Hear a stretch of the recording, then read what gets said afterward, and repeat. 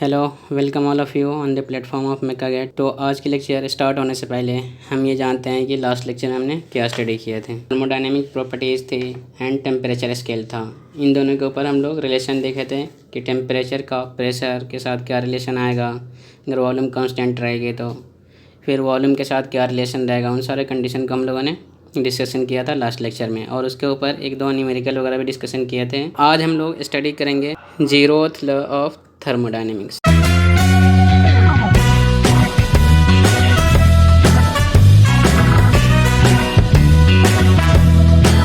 तो इस लॉ को सीखने से पहले हम लोग इसकी हिस्ट्री को जानते हैं। जीरोथ लॉ आने से पहले first law, second law, third law, ये तीनों लॉ आ चुकी थी थर्मोडायनेमिक्स के अंदर। उसके बाद जीरोथ लॉ आई। तो अब जीरोथ लॉ को फोर्थ लॉ के नाम से भी जानते हैं, लेकिन जो फेमस जिस नाम से वो जीरोथ लॉ है, वो इसलिए क्योंकि जीरोथ लॉ की जो प्रिंसिपल है बहुत बेसिक प्रिंसिपल है। इसकी वजह से उसको फर्स्ट लॉ से पहले हम लोग स्टडी करते हैं। तो अब देखते हैं ये लॉ क्या डील करता है। According to this law, if body A is in thermal equilibrium with body B and body B is in thermal equilibrium with body C, किस तरह से? सेपरेटली। यहाँ पर कीवर्ड क्या है? Separately. Then body A and C will be in thermal equilibrium with each other. Role played by a common body is of a thermometer. मतलब इन तीनों में जो कॉमन बॉडी होगी उसके थ्रू जो रोल प्ले किया जाएगा उसको क्या बोलेंगे?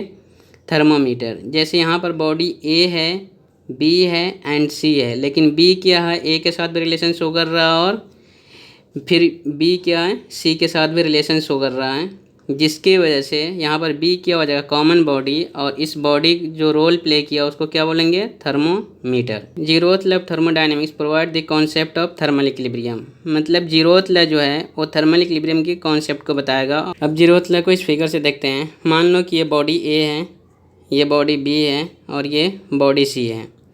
बॉडी ए जो है वो इस वॉल से सेपरेटेड है, किससे? बॉडी बी से। और बॉडी सी जो है वो बॉडी बी से किससे सेपरेटेड है? इस वॉल से। मान लो कि बॉडी ए की जो टेम्परेचर इनिशियली अलग होगी, T1 होगी, और बॉडी बी की टेम्परेचर क्या होगी? T2 होगी। तो इससे क्या होगा कि हीट का ट्रांसफ़र होगा। अगर मान लो कि इसकी टेम्परेचर ज़्यादा है, इसकी टेम्परेचर कम है, तो यहाँ से यहाँ तक क्या होगी? हीट फ्लो होगी। या इसकी ज़्यादा है, इसकी कम है, तो यहाँ से यहाँ तक हीट फ्लो होगी। और ये तब तक फ्लो होगी जब तक दोनों की टेम्परेचर सेम ना हो जाएगी। जब दोनों की टेम्परेचर सेम हो जाएगी तो हीट फ्लो होना क्या हो जाएगा? बंद हो जाएगा। तो वो जो स्टेट आएगा वो स्टेट क्या रिप्रेजेंट करेगा? थर्मल इक्विलिब्रियम रिप्रेजेंट करेगी। तो उस केस में क्या बोलेंगे? Body A and body B क्या है? सेम टेम्परेचर पर है, मीन्स दोनों थर्मल इक्विलिब्रियम के अंदर है। फिर इसी तरह बॉडी सी और बॉडी बी की दोनों के टेम्परेचर अलग अलग हैं। तो अगर इसकी टेम्परेचर ज़्यादा इसकी कम है तो यहाँ से यहाँ हीट फ्लो होगी, या फिर इसकी ज़्यादा इसकी कम है तो यहाँ से यहाँ हीट फ्लो होगी। ऐसा टाइम आएगा जिसमें दोनों की टेम्परेचर फिर से क्या हो जाएगी? सेम हो जाएगी। तो अब क्या हो जाएगा? हीट फ्लो होना बंद हो जाएगा और दोनों क्या आ जाएंगे? थर्मल इक्विलिब्रियम में आ जाएंगे। तो अब यहाँ पे देखो, बॉडी ए की टेम्परेचर जब बी के बराबर हो जाएगी और बॉडी बी की टेम्परेचर क्या हो जाएगी? बॉडी सी के जब बराबर हो जाएगी, तो हम ये यहाँ से एक रिलेशन बनता है। देखो, अगर ए की टेम्परेचर बी के बराबर हो गई और फिर क्या है, बी की टेम्परेचर सी के बराबर आ गई, तो इन दोनों की हेल्प से हमें क्या रिलेशन मिल गया कि ए की टेम्परेचर क्या हो जाएगी? सी के बराबर हो जाएगी। या हम लोग मैथमेटिक्स में क्या पढ़ते हैं कि x इक्वल टू वाई है और y इक्वल टू जेड है, तो हम बोल सकते हैं कि x इक्वल टू क्या हो जाएगा? z होगा।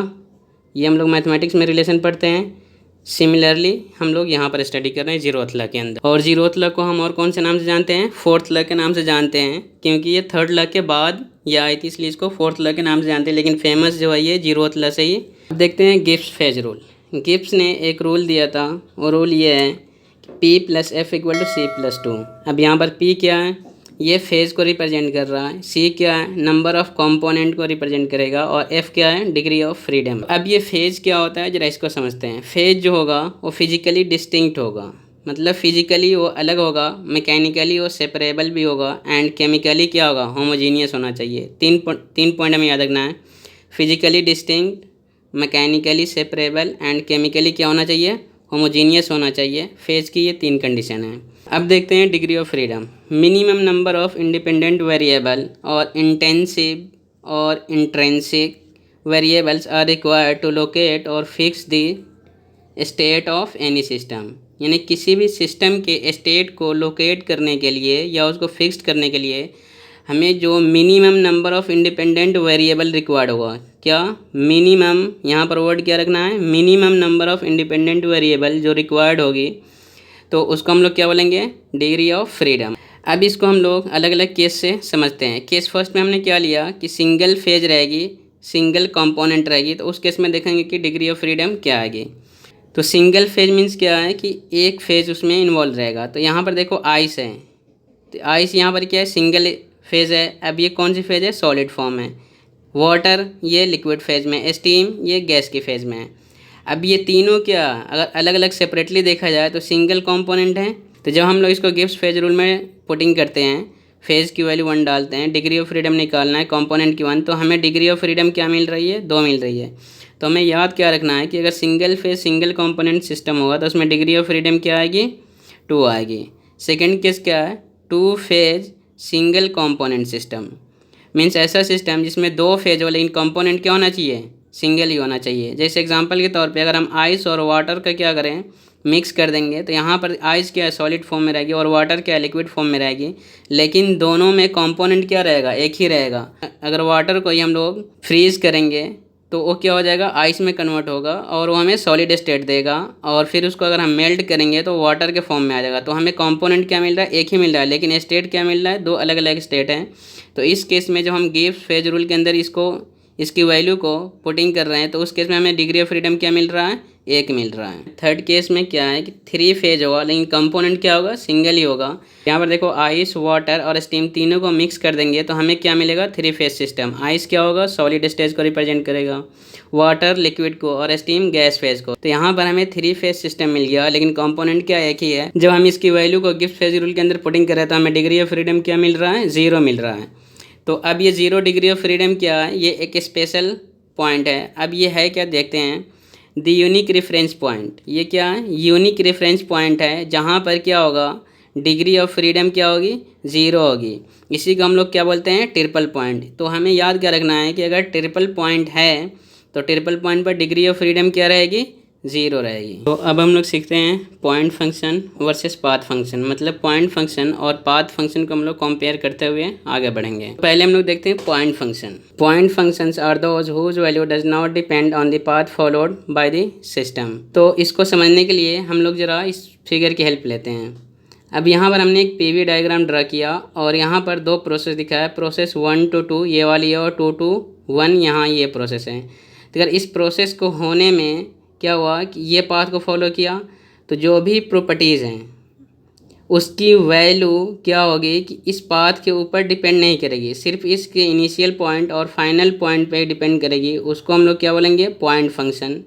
या फिर इस प्रोसेस को भी ले लो, अगर यहाँ से यहाँ तक ये प्रोसेस को कर रहे हैं तो ये सिर्फ इसके इस पॉइंट से इस पॉइंट पर ही डिपेंड करेगा, यानी इस पॉइंट पर और इस पॉइंट पर डिपेंड करेगा, इस पाथ के ऊपर डिपेंड नहीं करेगा। तो कौन सा होगा, पॉइंट फंक्शन। तो पॉइंट फंक्शन क्या बोल सकते हैं कि वो सिर्फ अपने स्टार्टिंग पॉइंट या एंड पॉइंट या किसी पर्टिकुलर पॉइंट पर डिपेंड करेगा, वो पाथ जो प्रोसेस में जो पाथ फॉलो है उस पाथ पर डिपेंड नहीं करेगा। तो अब इसके एग्जांपल को देखते हैं, pressure and volume. And pressure and volume ये दोनों क्या हैं, और those whose value depends on past history, मतलब यानी ऐसे फंक्शन जिसकी वैल्यू क्या हो, डिपेंड करेगी पास्ट हिस्ट्री। का मतलब क्या है, मतलब जो भी प्रोसेस से ये जो भी पाथ को फॉलो करते हुए इसने एक प्रोसेस कंप्लीट किया, अगर इस पाथ पर डिपेंड करेगी तो वो क्या होगा, वो पाथ फंक्शन कहलाएगा। तो नाम से भी क्लियर हो रहा है कि अगर वो पाथ पे डिपेंड करेगा तो पाथ फंक्शन होगा और पॉइंट पे डिपेंड करेगा तो क्या होगा,